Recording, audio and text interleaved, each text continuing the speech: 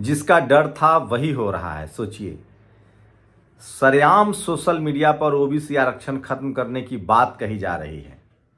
सरेआम आरोप लगाया जा रहा है कि कुर्मी, यादव, कुशवाहा ने सारे ओबीसी आरक्षण पर कब्जा कर लिया है। फूट डालो और राज करो, ये दिलीप मंडल की लाइन है, मैं नहीं कह रहा हूं।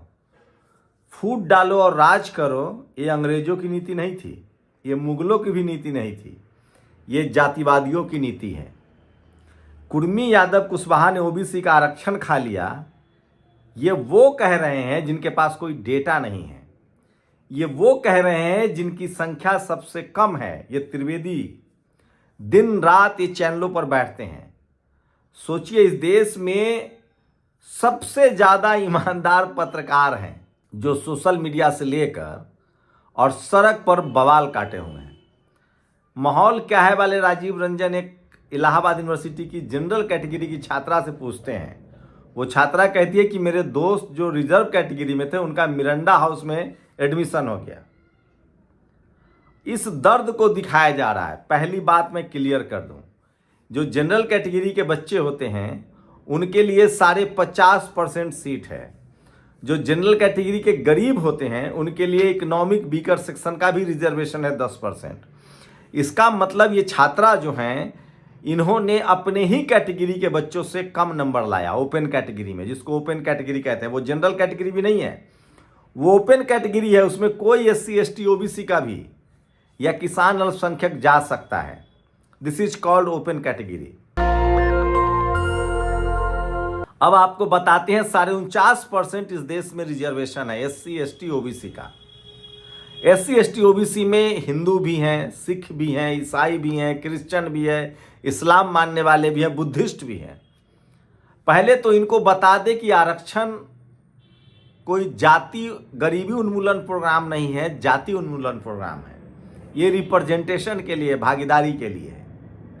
सोचिए, उसको ये गरीबी से जोड़कर देखा जा रहा है, पहली बात। दूसरी बड़ी बात, SC ST का जो रिजर्वेशन है वो अनटचेबिलिटी के आधार पर है। जिनके साथ अनटचेबिलिटी हुआ, कम से कम जितना साल से अनटचेबिलिटी चल रहा है उतना साल तो रिजर्वेशन रहने दो।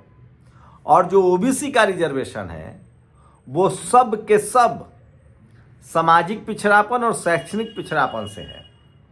अब मैं आपको पहले जनरल के कौन कौन लोग सामाजिक और शैक्षणिक रूप से पिछड़े हुए हैं उनकी बात बता रहा हूं। मराठा समाज, हर्षवर्धन त्रिवेदी से पूछ लीजिए कि 34 सुप्रीम कोर्ट में जज हैं, कितने मराठा हैं, कितने जाट समाज के लोग हैं, कितने मराठा हैं, यहां तक कि कितने ठाकुर हैं। जाट, पटेल, मराठा, ठाकुर समाज के लोग कितने जज हैं, तो ये नहीं बोलेंगे। वहां भी एक जाति का रिप्रेजेंटेशन है, जबकि वहां कोई एग्जाम नहीं है, कॉलेजियम से भर्ती होती है। हाई कोर्ट की भी हालत यही है, लेकिन इस पर ये कुछ नहीं बोलेंगे क्योंकि यहां उनका ओवर रिप्रेजेंटेशन है। ये सिर्फ हवाई बातें करते हैं, इसीलिए इनको कलम कसाई कहा गया है। सोचिए, सोशल मीडिया पर लिखा जा रहा है कि SC ST OBC के लोगों में मेरिट नहीं है, किसान जातियों में मेरिट नहीं है। आप कल्पना कीजिए कि कोई पुजारी है, मान लीजिए कोई पुजारी है, वो चमड़े का काम कर सकता है, लोहे का काम, मिट्टी का काम, लकड़ी का काम। चलिए, ये जो तिवारी जी हैं जो दिन रात मेरिट मेरिट चिल्लाते हैं, इनको हमने लकड़ी का काम दे दिया, कर लेंगे लोहे का काम, चमड़े का काम। लेकिन अगर इनको हम प्रैक्टिस करने दें साल भर, 6 महीना, तो ये कर लेंगे कि नहीं? कर लेंगे, धीरे धीरे सीख जाएंगे।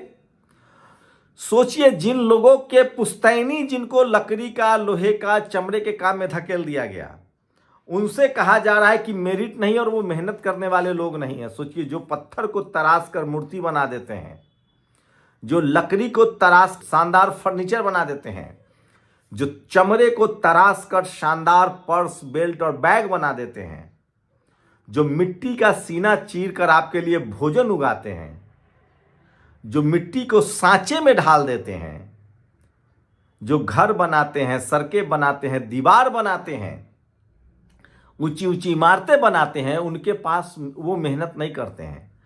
अगर उनको पढ़ने लिखने का मौका मिलेगा तो वो डॉक्टर इंजीनियर नहीं बन सकते हैं, वैज्ञानिक नहीं बन सकते हैं। मैं थोड़ा पीछे चला जाऊंगा तो इनको दुख होगा। इस देश में जब तक एक जाति विशेष के लोगों का, एक वर्ण व्यवस्था के हिसाब से एक वर्ण का पढ़ने लिखने का अधिकार था, हम एक सुई नहीं बना पाए, एक बल्ब नहीं बना पाए। इस दुनिया में इतिहास गवाह है, जब मेहनत का, सोचिए, कुकर का आविष्कार, फ्रिज का आविष्कार, जब मेहनत कश लोग जो लकड़ी का काम करते हैं, लोहे का काम करते हैं, जब उनको पढ़ने लिखने का मौका मिलेगा तो वो काम नहीं करेंगे। ये मेरिट की बात करते हैं, ये जितने मेरिट की बात करते हैं उन सबको अगर हम वो काम दे दें जिस काम के बारे में नहीं जानते हैं तो वो काम कर लेंगे। मैं इसीलिए कह रहा हूं, ये वो काम करेंगे जब उनको मौका मिलेगा, सीखने दिया जाएगा। उसी तरह से पढ़ाई लिखाई है। और मैं दावे के साथ कह सकता हूं, जो लकड़ी का काम, लोहे का काम, जो बिना पढ़े लिखे पुश्तैनी तरीके से मेहनत का काम करता है, उसको जब पढ़ने लिखने का मौका मिलेगा तो ये इतिहास गवाह है कि वो बेहतर इंजीनियर, बेहतर डॉक्टर, बेहतर साइंटिस्ट मिलेगा, वो बेहतर कहानी कहेगा, क्योंकि वो उस पीड़ा को समझता है, वो उस दर्द को समझता है। प्रसव की पीड़ा वही समझ सकता है। तो इनका ये जो मेरिट मेरिट जब चिल्लाना है, मैं कह रहा हूं मेरिट मौका से आता है। मैं रोज कहता हूं आपको कि आप कितने भी अमीर हैं, फर्स्ट टाइम जाके एयरपोर्ट देखिए, अगर आप रेगुलर फ्रीक्वेंट फ्लायर नहीं है। और यूजीसी इसीलिए है कि वो तमाम लोग जिनके पुश्तैनी काम में मेहनत का काम था, जिनको वर्ण को व्यवस्था के हिसाब से सेवा का काम दिया गया, उनको भी स्कूल कॉलेज में आने का रास्ता खुले, ताकि वो फाइटर प्लेन बना पाए, ताकि वो एआई में काम कर सकें। नहीं तो आप सोचिए, उन लोगों को मेहनत कश नहीं कहा जा रहा है। सोचिए, जो लकड़ी को तराश सकता है, पत्थर को तराश सकता है, जो मिट्टी को तराश सकता है, जो धरती का सीना चीर के अन्न उगा सकता है, जो बिल्डिंगें बना सकता है, सड़क बना सकता है, जो घोड़े पाल सकता है, मवेशी पाल सकता है, सब्जी उगा सकता है, उसके बच्चे पढ़ेंगे लिखेंगे तो वैज्ञानिक नहीं बनेंगे। उन्हीं को सामाजिक रूप से जो पिछड़े हैं उनको कहा गया है ओबीसी। ये कह रहे हैं आरक्षण खत्म कर दीजिए। कैसे लोग हैं ये? सोचिए, कांख में अखबार दबाकर आना और दूध खरीद के ले जाना, वो अगर कहे कि दूध निकालने वाला मेहनत नहीं कर रहा है तो आप हंसेंगे कि रोएंगे। इस देश में मेहनत का काम कौन करता है?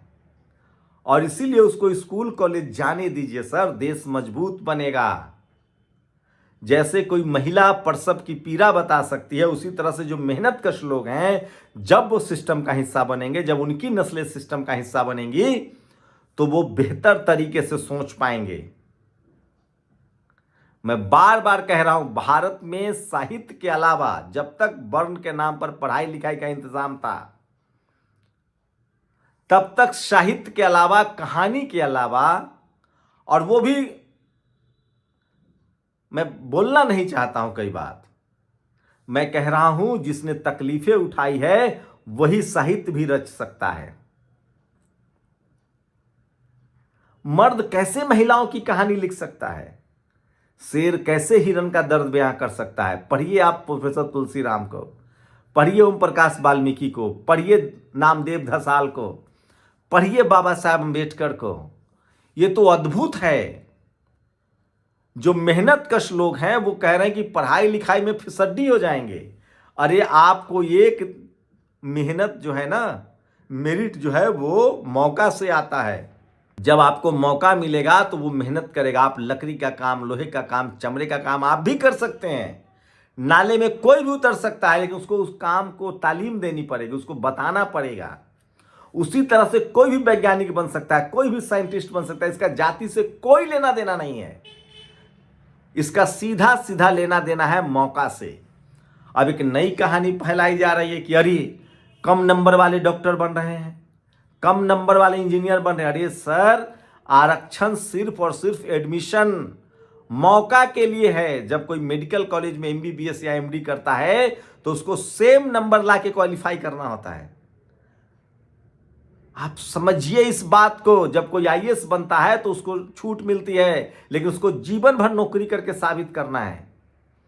मौका को मेहनत से मत जोड़िए, मौका को मेरिट से मत जोड़िए। पहले मौका दीजिए, तब वो मेहनत करेगा और तब वो मेरिट में तब्दील होगा। और रही बात उस छात्रा की जो कह रही कि मेरे कम नंबर वाले दोस्त, तो उस छात्रा के लिए मैं कहना चाह रहा हूं कि छात्रा जी, आप अपने ही कैटेगरी के लोगों से कंप्लीट नहीं कर पाई हैं। ओपन कैटेगरी में आप बेहतर छात्रा नहीं हैं। आप उन रिजर्व सीट पर क्यों देखती हैं? वहां 90% लोगों का जंग है। 49.5% सीटों के लिए 90% लोग प्रयासरत हैं, और आपके पास 50 सीटें हैं जनरल कैटेगरी में, वहां सिर्फ 10% लोग हैं। इस बात को समझिए। और सबसे बड़ी बात, वो लोग खासकर पत्रकार ये बात बोल रहे हैं जिनके नौकरी के लिए कोई एग्जाम ही नहीं है। आप मेडिकल की पढ़ाई करते हैं, एमबीबीएस या एमडी, तो आपको एग्जाम देना पड़ता है प्रैक्टिस से पहले, इंडियन मेडिकल एसोसिएशन का। आप लॉ करते हैं तो भी आपको एग्जाम देना पड़ता है प्रैक्टिस से पहले। पत्रकारिता में कोई एग्जाम नहीं है, सब जुगाड़ से नौकरी मिलता है। जैसे हाई कोर्ट, सुप्रीम कोर्ट में जुगाड़ से नौकरी मिलता है।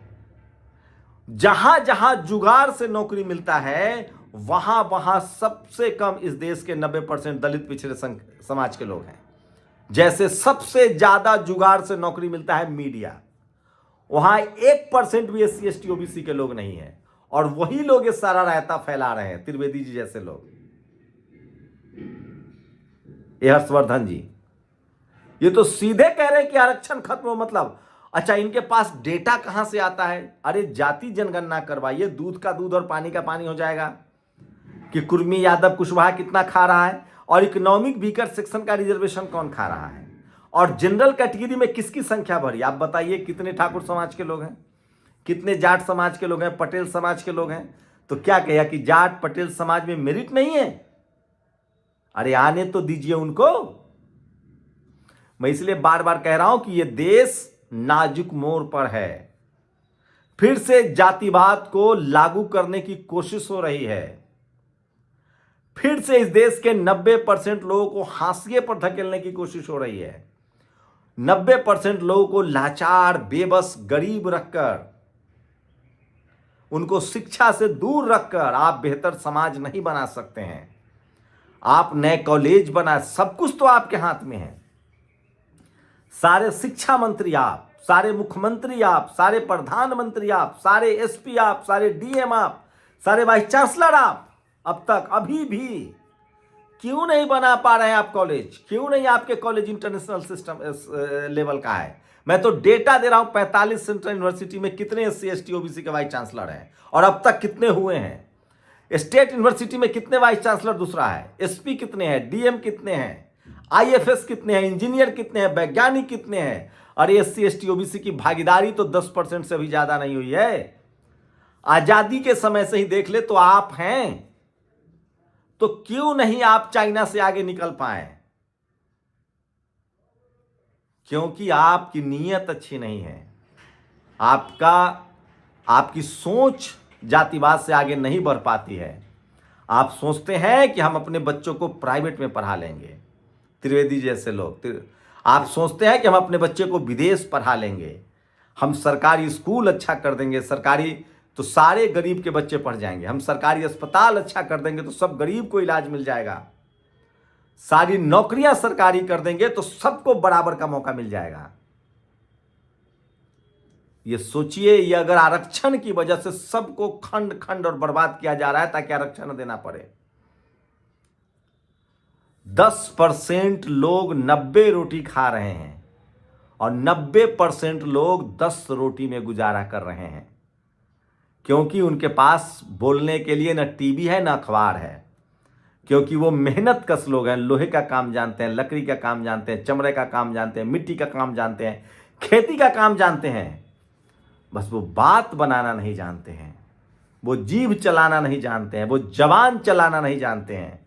और अब जो थोड़े बहुत लोग चले गए हैं उनको हमेशा से प्रताड़ित किया गया। बुद्ध के बारे में क्या कहते हैं, रविदास जी के बारे में क्या कहते हैं, कबीर के बारे में क्या कहते हैं, गाडगे के बारे में क्या कहते हैं, संत गाडगे, नारायणा गुरु, फूले, पेरियार, अंबेडकर, जगदेव बाबू, रामस्वरूप वर्मा, लालू यादव, मायावती जी, मान्यवर कांशीराम, सोनेलाल पटेल, क्योंकि वो मुंह चलाना, जबान चलाना सीख गए थे।